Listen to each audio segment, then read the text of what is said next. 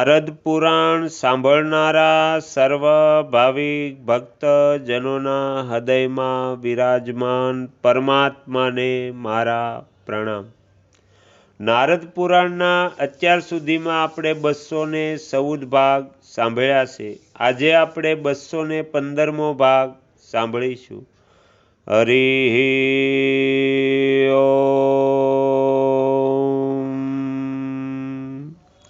વશિષ્ઠજી કહે છે, સંધ્યાવલીની વાત સાંભળીને બ્રહ્માજીના પુત્રી મોહિની પોતાનું કાર્ય સાધવા માટે તત્પર થઈને કહે છે, શુભે, તમે આ પ્રમાણે ધર્મ અને અધર્મની ગતિને જાણો છો અને સ્વામીના માટે ધન તથા જીવનનું પણ દાન આપવા તૈયાર હો, તો હું તમારી પાસે તે ધનની યાચના કરું છું જે તમારા માટે જીવનથી પણ વિશેષ મહત્વ રાખે છે.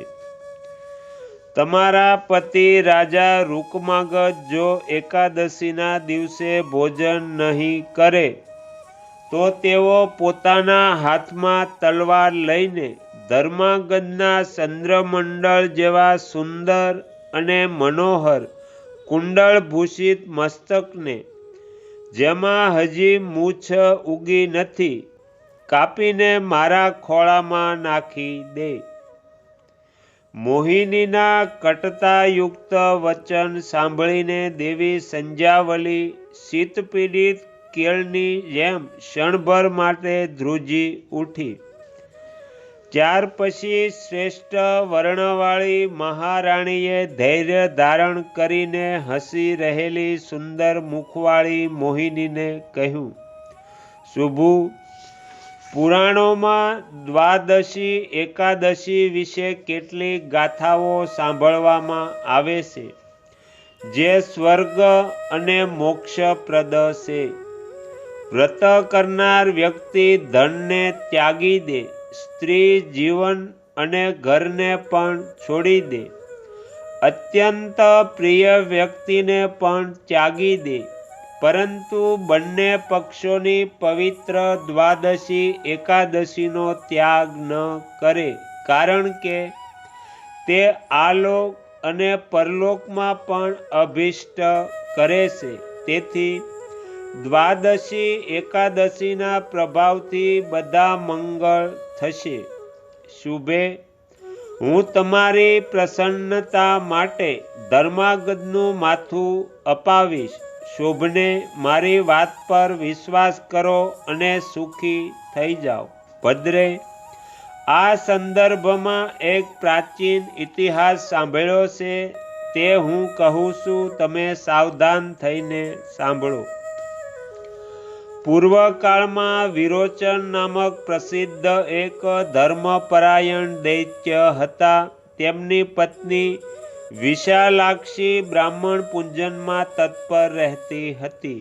શુભુ, તે દરરોજ પ્રાતઃકાળે એક ઋષિને બોલાવીને વિધિપૂર્વક તેમની પૂજા કરતી અને પ્રસન્ન ચિત્તે ભક્તિપૂર્વક તેમનું ચરણોદક લેતી હતી.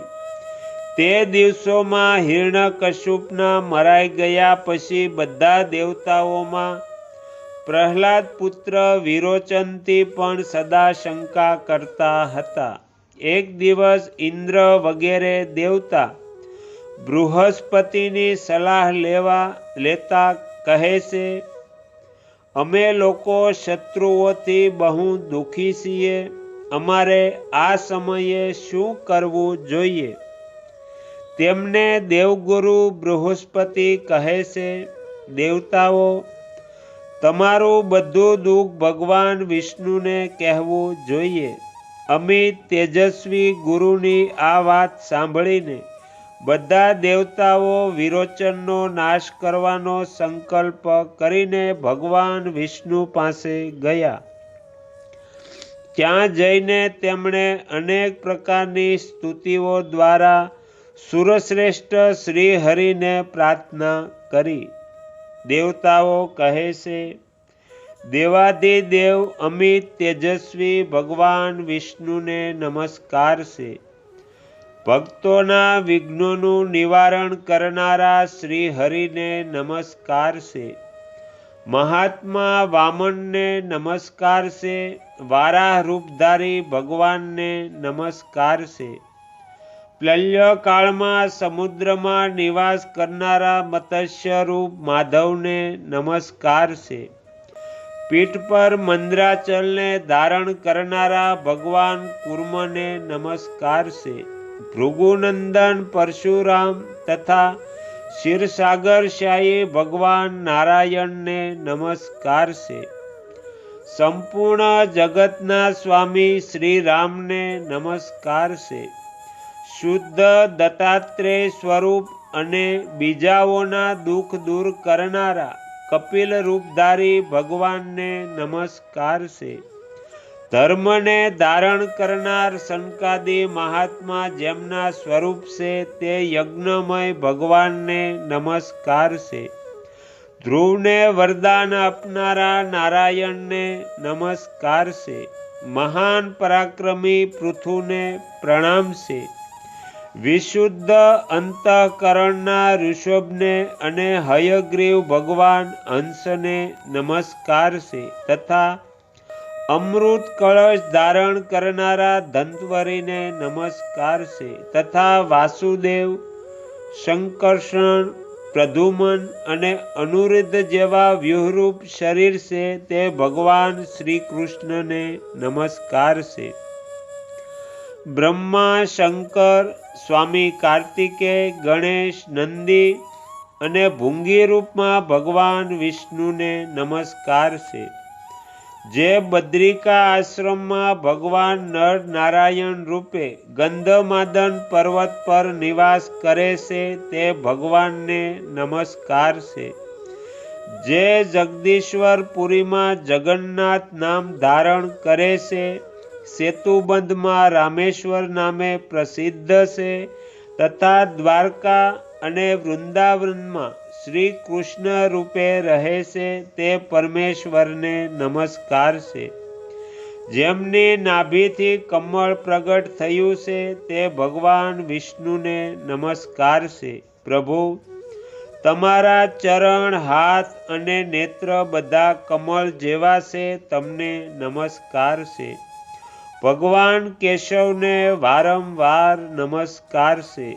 સૂર્ય રૂપમાં તમને નમસ્કાર છે. ચંદ્રમા રૂપ ધારણ કરનારા તમને નમસ્કાર છે. ઇન્દ્રાદિ લોકપાલ તમારા સ્વરૂપ છે, તમને નમસ્કાર છે. સંપૂર્ણ પ્રાણીઓનું સમુદાય તમારું જ સ્વરૂપ છે. તમે જીવ સ્વરૂપ, તેજોમય, જય, વિજયી, નેતા, નિયમ અને ક્રિયારૂપ છો, તમને નમસ્કાર છે. નિર્ગુણ, નિરહી, નીતિજ્ઞ તથા નિષ્ક્રિય રૂપ તમને નમસ્કાર છે. બુદ્ધ અને કલ્કી આ બંનેને સુપ્રસિદ્ધ અવતાર છે. તમે જ ક્ષેત્રજ્ઞ, જીવ તથા અક્ષર પરમાત્મા છો, તમને નમસ્કાર છે. તમે ગોવિંદ, વિશ્વંભર, અનંત, આદિપુરુષ, સાદુજ્ય, ધનુષધારી, શંખધારી, ગદાધર, સુદર્શન ચક્રઘાતી, ખડગહસ્ત, શૂલપાણી, સમસ્ત શસ્ત્રધારી, શરણદાતા, વરણી તથા સૌથી મહાન પરમાત્મા છો, તમને નમસ્કાર છે. તમે ઇન્દ્રિયોના સ્વામી અને વિશ્વમય છો. આ સંપૂર્ણ જગત તમારું સ્વરૂપ છે, તમને નમસ્કાર છે. કાલ તમારી નાભી છે, તમે કાલ સ્વરૂપ છો. ચંદ્રમા અને સૂર્ય તમારા નેત્ર છે, તમને નમસ્કાર છે. તમે સર્વત્ર પરિપૂર્ણ, સૌના સેવ્ય તથા પરાત્પર પુરુષ છો, તમને નમસ્કાર છે. તમે જ આ જગતના કર્તા, ભર્તા તથા ધર્તા છો. યમરાજ પણ આપનું જ સ્વરૂપ છે. તમે જ બધાને શોભ અને મોહમાં નાખનારા છો. અજન્મા હોવા છતાં પણ ઈચ્છા અનુસાર અનેક રૂપ ધારણ કરો છો. તમે સર્વશ્રેષ્ઠ વિદ્વાન છો. તમને નમસ્કાર છે. ભગવાન, અમે બધા દેવતા દૈત્યોના સતાવેલા છીએ અને અત્યારે તમારા શરણમાં આવ્યા છીએ. હે જગધારક, તમે એવી કૃપા કરો કે જેથી અમે સુખી રહી શકીએ. દૈત્યોથી પરેશાન દેવતાઓની આ સ્તુતિ સાંભળીને ભગવાન વિષ્ણુ પ્રસન્ન થયા અને તેમણે પ્રત્યક્ષ દર્શન આપ્યા. સ્નેહપૂર્ણ હૃદયના દેવેશ્વર ભગવાન વિષ્ણુના દર્શન કરીને તે દેવતાઓએ વિરોચનનો શીઘ્ર વધ કરવા માટે તેમને સાદર પ્રાર્થના કરી. કાર્ય સિદ્ધિનો ઉપાય જાણનારાઓમાં શ્રેષ્ઠ શ્રી હરિએ દેવતાઓની વાત સાંભળીને તેમને આશ્વાસન આપ્યું અને તેમને પ્રસન્ન કરીને પ્રેમપૂર્વક વિદાય કર્યા. દેવતાઓના વિદાય થયા પછી ભગવાન વિષ્ણુ તેમનું કાર્ય કરવા માટે વૃદ્ધ બ્રાહ્મણનું રૂપ ધારણ કરી વિરોચનના ઘરે આવ્યા અને બ્રાહ્મણ પૂંજનના સમયે ત્યાં પહોંચ્યા. જે પૂર્વ કદી જોયા નથી તેવા બ્રાહ્મણને જોઈને વિશાલાક્ષી મનમાં બહુ પ્રસન્ન થઈ. તેણે ભક્તિભાવથી તેમનો સત્કાર કરી તેમને બેસવા માટે આસન આપ્યું. શુભે બ્રાહ્મણે તેના આપેલા આસનનો અસ્વીકાર કરતા કહ્યું, દેવી, હું તમારા આપેલા આ ઉત્તમ આસનને ગ્રહણ નહીં કરું. માનિની, જે મારા મનના કાર્યને સમજીને તેને પૂર્ણ કરવાની સ્વીકૃતિ આપે તેની જ પૂજા હું ગ્રહણ કરીશ. વૃદ્ધ બ્રાહ્મણની આ વાત સાંભળી વાતચીત કરવામાં નિપુણ વિશાલાક્ષી બહુ પ્રસન્ન થઈ. ભગવાન વિષ્ણુની માયાએ તેને મોહિત કરી લીધી હતી. પોતાના સ્ત્રી સ્વભાવના કારણે પણ તે આ વિશે વધારે વિચાર ન કરી શકી અને કહે છે, બ્રહ્મણ, તમારું જે મનોગત કાર્ય છે તે હું પૂર્ણ કરીશ. મારું આપેલું આસન ગ્રહણ કરો અને પોતાનું ચરણોદક આપો. તેના આમ કહેવાથી બ્રાહ્મણે કહ્યું, હું સ્ત્રીની વાત પર વિશ્વાસ કરતો નથી. જો તમારા પતિ આ વાત કહે તો વિશ્વાસ કરી શકું. બ્રાહ્મણનું આ વચન સાંભળી વિરોચનની પત્નીએ ત્યાં જ તેમની પાસે પતિને બોલાવ્યા. ત્યારે પ્રહલાદ પુત્ર વિરોચન હર્ષપૂર્ણ હૃદયથી અંતઃપુરમાં આવ્યા, જ્યાં મહારાણી વિશાલાક્ષી વિરાજમાન હતા. પતિને આવેલા જોઈને ધર્મપરાયણા વિશાલાક્ષી ઊભી થઈ ગઈ અને તે શ્રેષ્ઠ બ્રાહ્મણને નમસ્કાર કરીને ફરીથી આસન સમર્પિત કર્યું. જ્યારે તેમણે આદરપૂર્વક આપેલા તે આસનને ગ્રહણ ન કર્યું ત્યારે તેણે પોતાના પતિ દૈત્ય વિરોચનને બધી વાત કરી સંભળાવી. બધી વાતો જાણીને દૈત્યરાજે પત્નીના પ્રેમમાં મુગ્ન થઈને તે સમયે બ્રાહ્મણની શરત સ્વીકારી લીધી. વિરોચનના સ્વીકાર કર્યા પછી બ્રાહ્મણે પ્રસન્નતાપૂર્વક કહ્યું, મને તમારું આયુષ્ય આપી દો. ત્યારે તે બંને પતિ પત્ની સ્વનિર્મિત પોતે જ વહોરી લીધેલા શોકથી મોહિત થઈને 2 ઘડી સુધી કંઈક ચિંતન કરવા લાગ્યા.